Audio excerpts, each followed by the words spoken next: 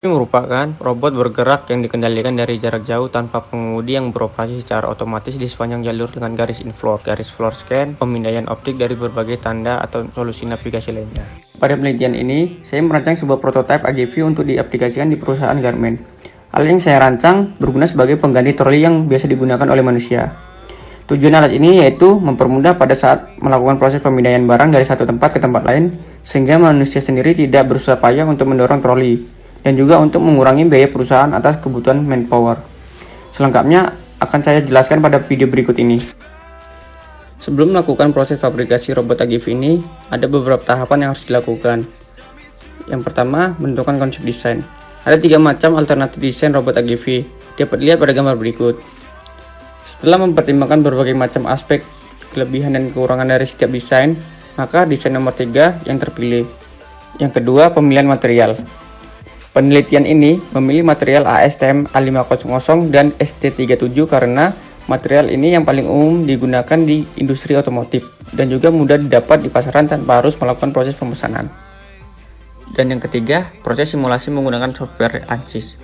Simulasi ini dilakukan guna mengetahui di mana titik tegangan dan deformasi yang terjadi pada desain, serta mengetahui nilai tegangan dan deformasi terbesar pada desain.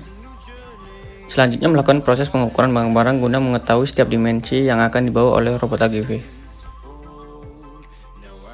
Selanjutnya melakukan pemilihan material.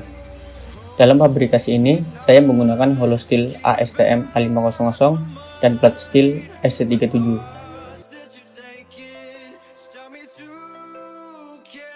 Sebelum melakukan fabrikasi, terlebih dahulu saya membaca drawing dari chassis agar mempermudah proses fabrikasi. Selanjutnya masuk ke tahap fabrikasi. Yang pertama yaitu proses pemotongan. Yang kedua ke proses pengukuran. Dan ketiga proses pengelasan.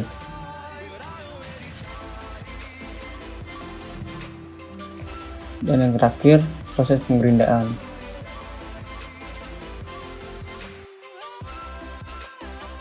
Dan ini merupakan chassis robot AGV yang sudah selesai difabrikasi.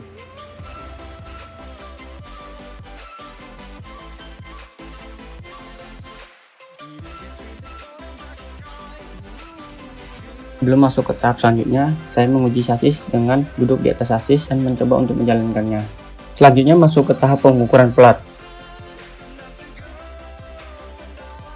dan melakukan proses pemotongan menggunakan plasma cutting karena lebih presisi dan juga mempercepat waktu pengerjaan pembuatan plat bagian atas. Dan ini merupakan hasil pengerjaan plat bagian atas yang berguna untuk menopang beban. Selanjutnya masuk ke tahap pengujian yang menggunakan media pasir.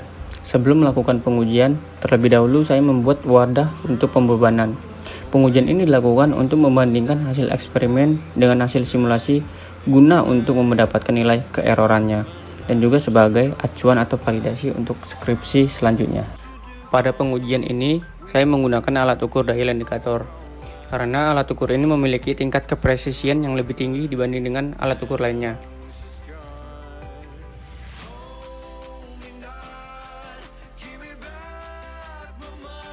Selanjutnya masuk ke proses finishing painting.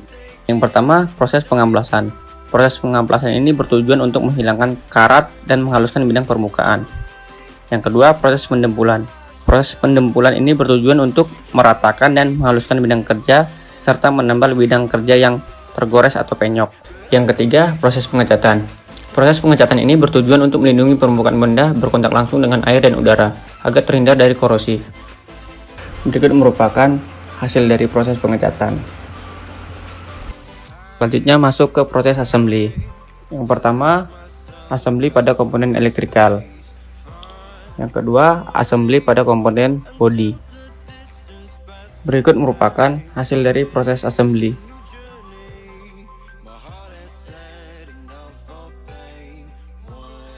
Selanjutnya masuk ke tahap uji menjalankan alat. Tahapan ini berguna untuk menganalisa faktor-faktor apa saja yang mempengaruhi dari robot AGV tersebut.